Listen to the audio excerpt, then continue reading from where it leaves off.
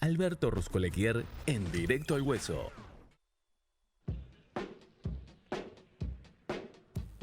Muy bien, ya arrancamos bien tempranito a la mañana con nuestro compañero, el doctor Alberto Ruscolequier. Alberto, ¿cómo estás? Muy, pero muy buen día. ¿Qué decís? ¿Qué tal? Muy buen día, Martín. ¿Cómo estás? ¿Todo bien? Bien, bien. ¿Vos cómo estás, Alberto?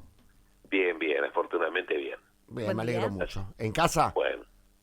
Sí, por supuesto. Ahora ¿Sos de levantarte ¿Te levantás por nosotros o sos de levantarte temprano los sábados, Alberto? No, en general me levanto Te temprano, pero aparte, como viste, uno recibe información de muchos países. Acá, por ejemplo, tenés diferencia de horario. Europa está 4 horas adelantado. Claro. Por ejemplo, Asia está 12 horas adelantado. O sea que ya a las 8 de la mañana estás inundado de información. Claro, tenés razón. Claro. Absolutamente. Claro. Así que bueno, bien, es lo Alberto. que tenemos. Bueno, hoy te voy a traer 2 por 1 vamos a hacer hoy, ¿te parece? Perfecto.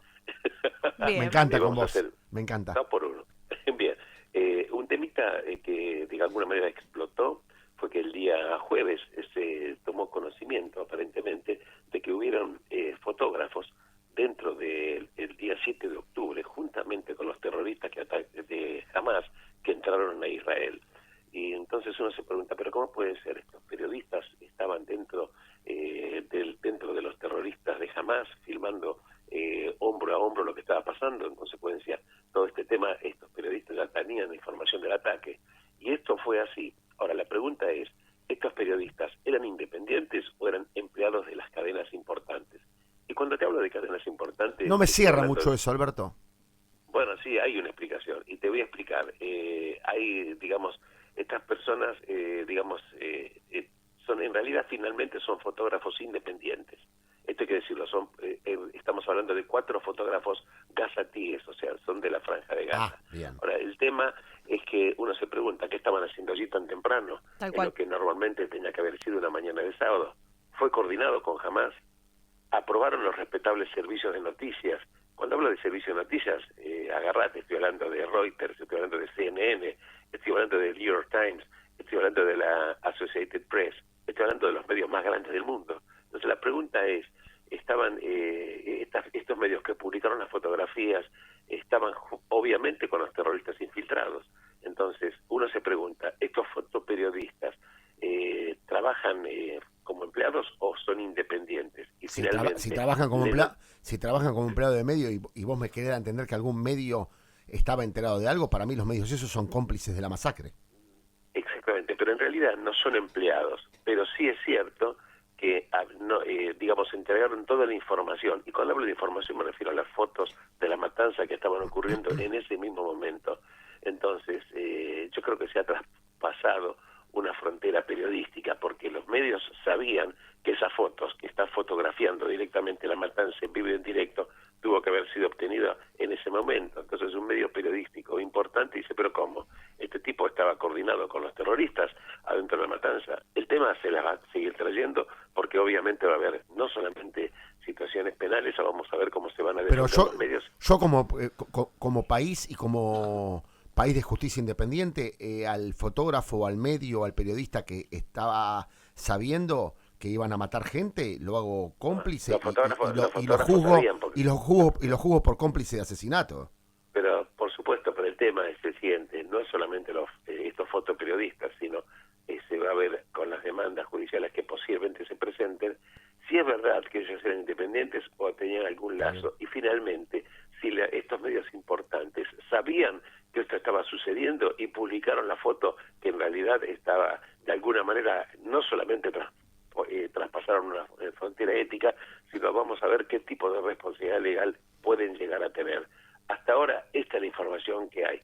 Por supuesto que esto provocó un tembladeral en todo el mundo de la periodística. Y seguro, obviamente, por supuesto, a uno como comunicador, ¿cómo no lo toca? O sea, esto va directamente a tu moral, independiente o no independiente. Si tenías esa información y no la brindaste a quien correspondía, al gobierno de Israel, que fue completamente masacrado en uno de los históricamente momentos más horrorosos de nuestra historia como humanidad, ¿cómo dormís a la noche? Yo la verdad es que no entiendo.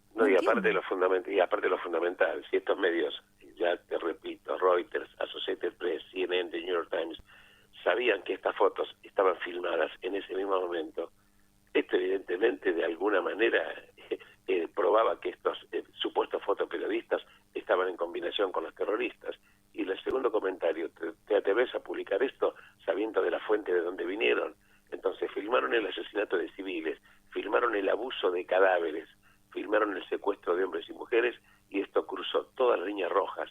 Y Claro, estoy hablando de las claro. líneas profesionales, incluso las líneas de moral, que son fundamentales. Eso. Obviamente, como bien dice Martín, estos periodistas fueron cómplices de crímenes de lesa humanidad, Claro. porque las acciones fueron contrarias a la ética profesional. Claro. Entonces, esto es la información que queríamos compartir con ustedes. Bien. La verdad que uno no se termina de sorprender hasta dónde llega la situación.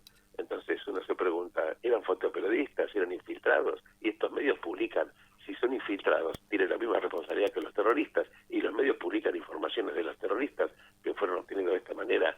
Se ha traspasado, como claro. te digo, una línea total y absoluta. Así que vamos a ver cómo sigue el tema. Pero como yo te prometí, Martín, y te dije de mañana, vos también, Tamara, que vamos a hacer 2 por 1, voy a hablar de un temita que es muy importante, que prácticamente no se habla. Sí. Viste, cuando hablamos de Estados Unidos estamos hablando no solamente de un país enorme, sino un país que tiene universidades de excelencia, ¿correcto? Hay un grupo de universidades que están agrupadas dentro de lo que se denomina, bueno, en inglés es Ivy League, que quiere decir la Liga de la Hiedra. Bueno, no importa. En ese grupo están las 8 universidades más, quizás las más importantes de Estados Unidos y quizás las más importantes del mundo. Hay otras universidades importantísimas que no están dentro de ese grupo. ¿Pero por qué te comento esto? Porque se probó, esto es una denuncia que estaba viniendo tapada, que estas universidades recibieron dinero de Qatar, este país que financia el terrorismo. Y cuando te digo esto, te estoy diciendo que 1.300 millones de dólares ya se ha probado que han recibido de Qatar en los últimos años. ¿Escuchaste? 1.300 millones de dólares. Sí. Ahora la pregunta es, ¿cómo es que estas universidades actuaron? Entonces, vos sabés que desde el año 1965, en Estados Unidos de Norteamérica, hay una ley que obliga a las universidades que reciben donaciones a partir de los $250.000, tienen que identificar quiénes son los donantes. Por estas universidades, por ejemplo, te voy a dar dos de ellas que son gigantes, Yale y Harvard, que son quizás las más importantes de Estados Unidos, Sí, recibieron estos dineros y ocultaron al gobierno norteamericano quiénes eran los donantes. Esto provocó que lo que sería el equivalente del Ministerio de Educación empezó una investigación que fue intimado tanto Yale como la Universidad de Harvard a que explique por qué no informó. Esto es gravísimo. Perdón, hasta ahora estas universidades no lo han informado. Pero asociámelo, pero ¿con qué me lo querés asociar ahora, esto? Bueno, ahora te lo voy a asociar con que en el último año, por ejemplo, los ataques antisemitas dentro de los campos universitarios fueron enormes. En los últimos tiempos ha subido 400% el tema del acoso y los atentados contra los judíos que estudian dentro de estas universidades. Dame una forma de acoso, ¿qué? Che, judío, andate de la universidad, ¿cómo es? Por ejemplo, te están intimando agresiones físicas, agresiones morales, ¿me entendés? De todo tipo. En consecuencia... ¿Pero cómo los identifican? ¿Son judíos observantes? Porque no es fácil identificar... Sí. Martín, vos cuando estés en una universidad sabés quién es judío, sabés quién es musulmán. Cuando estás en tu clase, en tu grupo, sabés quién es. No, No, ¿por qué voy a saber? ¿Cómo? No me digas que no. Yo estudié en las universidades, vos sabés quién es judío, quién es cristiano, quién es musulmán. Obviamente que sí. ¿Pero me lo decís por el apellido, Alberto? Pero por muchas cosas, porque cada uno se identifica como es, la gente se conoce. Vos estás en un grupo de 40 personas estudiando, 30 personas en tu clase, vos sabés quiénes son cada uno. Y aparte, en los campus universitarios se hacen manifestaciones contra el Estado de Israel, contra los judíos, manifestaciones que están enarboladas, por algunos casos por grupos nazis, y en otro caso por gente de izquierda que tiene una postura totalmente fanática y loca con respecto al Estado de Israel. Te insisto, las agresiones antisemitas han subido 400%, a punto tal que la semana pasada se reunió el esposo de la vicepresidenta norteamericana con Biden y para charlar y hablar de este tema que le está preocupando muchísimo. Pero la pregunta es, tenemos una correlación entre el dinero que viene de Qatar, país que financia el terrorismo, y el aumento enorme del antisemitismo en las universidades. Ahora, la pregunta es, evidentemente estas universidades están promoviendo posiblemente a cargos académicos importantes dentro de las universidades precisamente a gente que tiene una postura totalmente antisemita, porque si vos tenés donantes gigantescos que te dan una cantidad de dinero importante, supuestamente una parte del directorio o de estas comités de los docentes están siendo promocionados personas que tienen esta actitud totalmente anti-israelí y antisemita. Es un tema que preocupa muchísimo. Pero también te quiero comentar que se han detectado donaciones enormes, que también de China. Ahora bien, fíjate vos, ¿por qué China? China tiene un brazo que se denomina Fundación Confucio así se llama, y tiene más de, ¿cómo te puedo explicar? Más de 100 fundaciones dentro de las universidades norteamericanas. Se ha probado, por ejemplo, que en una universidad, por ejemplo, un profesor le vendió por dinero a esta Fundación Confucio datos que permiten, escucha esto, que permiten hacer la vigilancia masiva por temas biométricos. ¿Por qué China estaba interesado en esto? Porque China tiene un tema que está teniendo en campos de concentración, por así decirlo, a los musulmanes, que es la minoría uigur. ¿Te acuerdas que habíamos hablado con esto del tema? Sí, claro, me recuerdo. Tiene, claro. tiene 1 millón, 2 millones que están presos. Sí. Entonces, ellos quieren tecnología de cómo controlar a las personas, saber en qué momento y en cada momento dónde están. Entonces, en esta universidad importante norteamericana se está utilizando una especie de ADN biométrico y que finalmente esta investigación en la universidad, este profesor le vendió los secretos de la investigación, se lo vendió al gobierno chino. Además, se ha probado que China también, a través de esas donaciones, ha recibido información que fue recibida, por ejemplo, por empresas enormes chinas, como por ejemplo Huawei, a punto tal de que esto ya provocó un escándalo en Estados Unidos, porque dicen, por un lado tenemos un enfrentamiento con respecto al terrorismo. Qatar está financiando cifras enormes dentro de las universidades norteamericanas, donaciones que ni siquiera se blanquean por parte de la universidad. Por otra parte, tenemos el enfrentamiento con China, y China está arrasando con donaciones en las universidades, accediendo a investigaciones de las universidades de primer nivel, y esto atenta contra la seguridad norteamericana. Estos son los temas en cuestión que se están discutiendo en este momento, poco tratado en los medios, pero es un tema que tiene una preocupación enorme. Entonces tenemos Qatar, financiador del terrorismo, no solamente a Hamas, sino financiador también dentro de las universidades norteamericanas.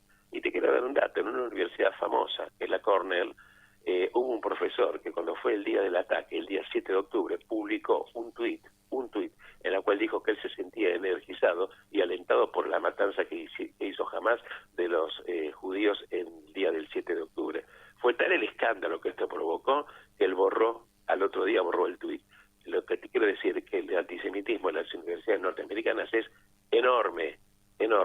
No todo es una panacea en Estados Unidos. Eso es lo que quería comentar con ustedes. Espectacular, Alberto, muy interesante, porque el tema yo lo venía tocando y vos lo explicaste bastante fácil y simple. Me extraña, estos dos temas son temas, extraños temas y difíciles de razonar y decir, ¿es verdad esto? El tema de que había fotógrafos o periodistas independientes que, a sabiendas de que Hamas iba a matar gente, priorizaron su función periodística antes que la vida humana, me deja pensando. Ese es uno de los temas. Y esto de las universidades también, porque lo estaba siguiendo y lo explicaste perfecto, Alberto. Bueno, Albertito, querido, te mando un fuerte abrazo. Fin de semana, un abrazo enorme y chao, Tamara. Gracias a todos ustedes. Chao, Gracias Alberto, a vos. gracias. El doctor Alberto Rusco le quiere...